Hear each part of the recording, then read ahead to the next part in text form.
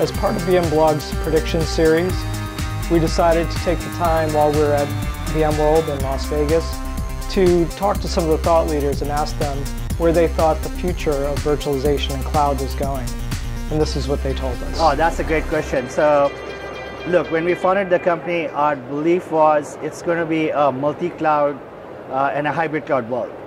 And what you're seeing in this VMworld and over the last few months is becoming more and more real, where people are beginning to realize that the workloads are going to be running either in the customer-owned data centers or in public clouds such as AWS. VMC makes it relatively easier to not take advantage of public clouds. So our belief is, as the time progresses, the workloads are going to be running in some location, and you're not going to worry about where the workload is running because you have the workload portability between one location and the other location. Well, certainly customers are exploring the cloud as an economical or a simpler way to manage some of their workloads. They have concerns about the security of the data there, the sanctity of the data there. In some cases, you've got compliance concerns about where data can reside. For instance, if it's personally identifiable information in a healthcare context, then you have HIPAA rules about where it can reside, so you have to be careful with that. We think this is a great opportunity for Pivot 3. Over time, and we already help orchestrate moving VMs back and forth from the cloud to on-prem infrastructure. But over time, our QoS and our orchestration capabilities will be applied to much broader use cases around migrating workloads to and from the cloud, depending on what's most economical, what's most compliant, what's most efficient use of resource, and how often does the data get used. Those sorts of dynamics will determine what's the best place to store data or to manage your applications. We will help orchestrate all of that. Great. I think virtualization is always a very interesting space. I think we've seen some interesting announcements this week around some of the other cloud service providers. So I think it'll continue to be very innovative, very disruptive, and allow companies to do things that they couldn't do before and to do them at a much more cost-efficient scale. So we're certainly excited about that. We're excited to be here at the show, and we're looking forward to next year and everything that's going to come up.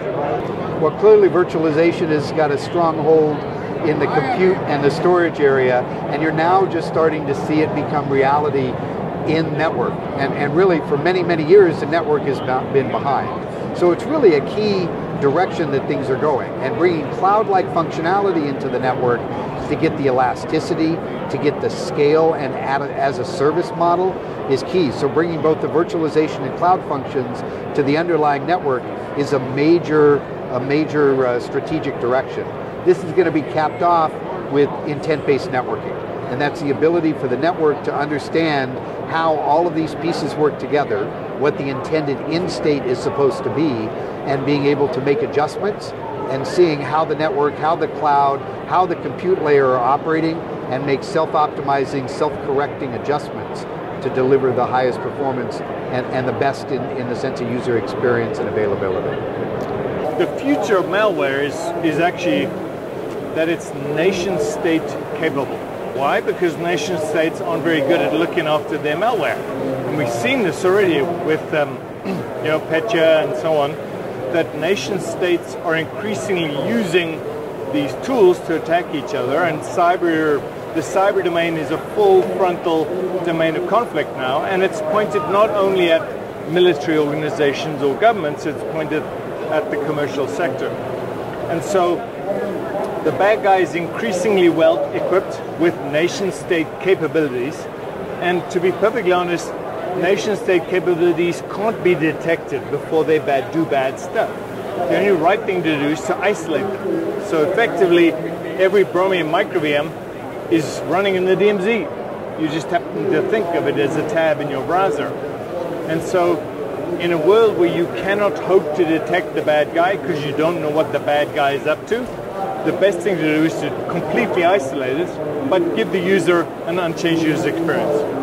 Excellent question, because things are changing rapidly, right? So we've seen this in the last few years. So one obvious thing happening is it's a bit slower in the enterprise space, but we see it all over the place. So some of the workloads are being migrated to a public cloud offering, whether it's Amazon or Azure or GCP. So we at ControlUP, what we're doing there, we're actually providing the customer a single pane of glass for both the traditional on-prem VMware environment and the newer public cloud offerings such as Amazon EC2 or Microsoft virtual machines. And this is one thing which is happening rapidly. Another thing we're seeing is the move from traditional VM-based workloads to container-like applications.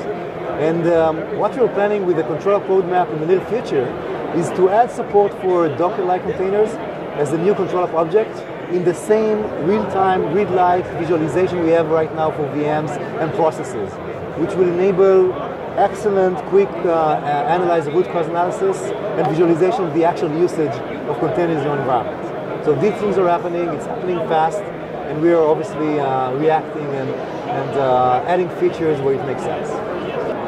I believe that the future of cloud and virtualization is already here, it's present.